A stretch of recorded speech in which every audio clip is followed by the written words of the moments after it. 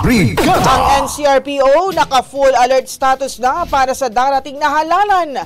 Mahigit 22,000 pulis ang kanilang ipakakalat. Brigada Gigo Custodio, ibrigada mo! Brigada! Live report! Handang-handa na ang National Capital Region Police Office sa nalalapit na halalan. Nasa full alert status na ang NCRPO at nasa mahigit 22,000 mga pulis ang ipapakalat upang tiyakin ng kaligtasan at kaayusan sa Lunes. Ayon sa NCRPO, buo ang kanilang pangako na tiyaking ligtas, maayos at mapayapa ang halalan para sa lahat.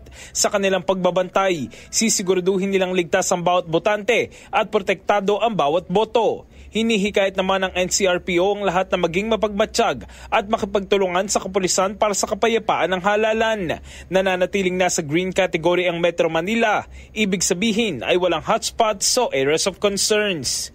In the heart of changing lives, ako si Brigada Gigo Custodio ng 105.1 Brigada News of Manila.